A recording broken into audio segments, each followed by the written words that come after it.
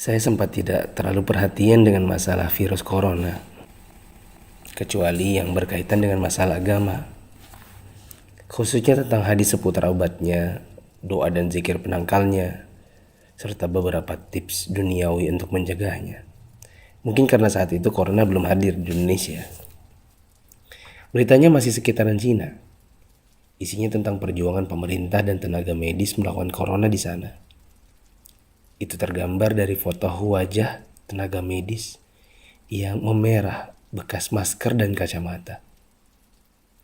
Saya hanya sebatas mengerti betapa beratnya tugas mereka. Saya sempat jengkel saat melihat video warga Iran yang menjilati pagar kuburan dan membaca tulisan tentang rakyat Italia yang dinilai sangat meremehkan. Tapi itu pun hanya sambil lalu karena positif pertama di Indonesia pun belum kedengaran. Tanggal 2 Maret 2020 yang ditakutkan pun terjadi. Pasien corona pertama di Indonesia diumumkan oleh Presiden Jokowi. Inilah takdir Allah yang harus sabar dihadapi. Pandemi corona telah memasuki negeri ini. Jumlah pasiennya bertambah hari demi hari. Gambar-gambar mirip dengan yang di Cina bermunculan di grup sana sini. Ada bekas alat pelindung diri tergurat di pipi. Tenaga medis bicara dengan kertasnya. Kami kerja untuk kalian, mohon kalian tetap di rumah untuk kami. Ada juga yang bunyinya, haus, ingin minum, tapi gak berani. Seorang dokter yang sudah sepuh dalam balutan baju perang seolah berkata, jikapun ajal datang, tidak mengapa. Karena raga yang sudah tua ini memang harus ikut berjuang, tidak hanya bisa berdiam diri. Ikatan Dokter Indonesia menyampaikan bela sungkawa karena 7 orang dokter di garda depan meninggal. 5 dari mereka wafat karena tertular virus ini. Seorang dokter muda hanya berdiri di luar pagar saat menemui keluarganya karena takut membawa virus dari luar. Meskipun foto ini aslinya dari Malaysia. Ternyata APD medis harganya sangat mahal dan sekali pakai saja.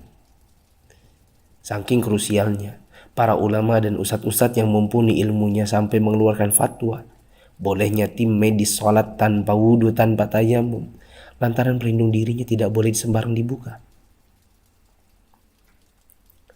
Tak hanya itu, ada juga fatwa sahnya sholat meskipun ada najis. Karena baju medis ini bukan baju biasa. Sekali dipakai untuk satu shift jaga, berjam-jam tanpa makan, minum, bahkan buang air dengannya menggunakan pampers orang dewasa. Bayangkan lagi jika dokter dan perawat wanitanya adalah ibu atau saudari kita yang sedang mengalami datang bulan. Dan lagi deras-derasnya. Atau dia istri kita yang harus berjuang di rumah sakit, sementara punya bayi yang juga harus disusui tapi tak bisa. Ada pun yang wafat, mayatnya tidak bisa dimandikan, bahkan tidak ditayamumkan seperti biasa. Hanya disolatkan dan dikubur bersama plastik membungkusnya. Melihat dan membaca berkali-kali, saya pun akhirnya bisa memahami dengan hati. COVID-19 ini bukan sakit biasa, dan tugas tenaga medis sangat berat terasa. Kalau bukan karena tidak ingin ditanya keluarga ada apa, saya banyak mengalirkan air mata. Untuk pasien positif corona dan keluarganya, sabar ya. Insya Allah sembuh tidak lama. Jika bersabar, kita dapat pahala. Di rumah dulu sampai negatif. Kasihan jika virus ini menular ke orang lain. Apalagi kepada yang punya penyakit penyerta dan lanjut usia. Untuk yang harus keluar dan tidak ada pilihan kedua, semoga Allah memberikan saya dan teman-teman keselamatan dan rezeki untuk keluarga. Jaga kesehatan ya. Usahakan jaga jarak dengan orang di sekitar kita. Kita tidak tahu siapa yang tertular, siapa yang sehat. Karena yang positif corona pun bisa jadi tidak merasa karena tidak ada gejala. Untuk yang masih abai dari solidaritas bersama, Saya ingin mengetuk pintu hati dan meminta waktu teman-teman sebentar saja. Yuk kita berpikir bersama. Jika teman-teman menggunakan media sosial atau punya kotak kaca media massa, teman-teman pasti sudah mendengar berbagai penjelasan wabah yang melanda. Pemerintah, dokter, para pakar sudah bicara. Dari wawancara hingga rekaman video HP sederhana. Para ahli statistika mengemukakan data dengan tabel, grafik, dan semua media yang mereka punya. Teman-teman pun tinggal ketik halo di WA COVID-19 dan bertanya dengan input satu huruf saja. Jika data itu jelimet untuk dibaca, mungkin teman-teman bisa nonton versi kartunnya. Semua tenaga sudah dikerahkan oleh berbagai kalangan untuk membuka mata hati kita. Jika tidak ada waktu untuk membaca, meme korek api pun sudah tersebar di mana-mana. Sampai-sampai ada yang berpikir, mungkin kalau simulasi penularan virus corona ini pakai video game, barulah anak muda yang meremehkan corona akan mengerti dan percaya. Mereka pun membuatkan potongan video gamenya. Artinya, jika usaha seperti ini masih belum menyadarkan kita, entah dengan cara apa lagi. Apakah tongkrongan kita butuh ditembaki dengan gas air mata baru kita mau meninggalkannya? Pemerintah tidak minta uang dari kita. Mereka hanya ingin kita mengikuti arahan mereka.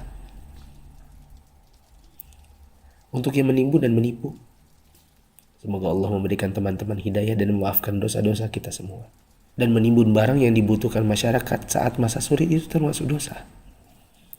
Rasulullah SAW bersabda, la yahtakiru illa khati. Tidaklah menimbun barang kecuali orang yang berdosa. Terlebih lagi bila menipu dan berdusta. Kami hampir tertipu dengan penawaran masker murah yang tadinya kami akan bagikan gratis kepada orang-orang yang membutuhkannya. Di mana hati kita? Apa kita bisa tertawa saat orang lain menderita? Teman, turunkanlah harganya ke harga normal jika engkau tidak bersedia menggratiskannya, seperti pahlawan jalanan yang membagikannya. Untuk yang kaya yang sesungguhnya itu adalah jika harta itu bermanfaat bagi orang di sekitar kita, bukan hanya untuk pribadi semata. Yakinlah, kekayaan, saldo ATM, rumah miliaran, outfit jutaan, mobil mewah, memang membuat kita besar di mata manusia, tapi tidak ada artinya di sisi Allah yang Maha Kaya jika tidak menghasilkan amal dan pahala. Saya mau sumbang jam tangan dan beberapa barang lainnya yang mungkin tidak seberapa jika dibandingkan dengan teman-teman menyumbangkan harta nantinya.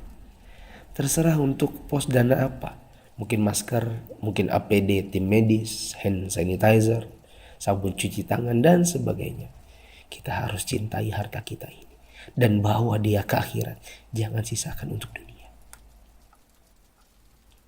Untuk Bapak Presiden, BNPB, para gubernur, wali kota, dokter, perawat, ustadz, influencers, dan fundraisers, thanks for all you've done. Terima kasih. Jazakumullahu khairan.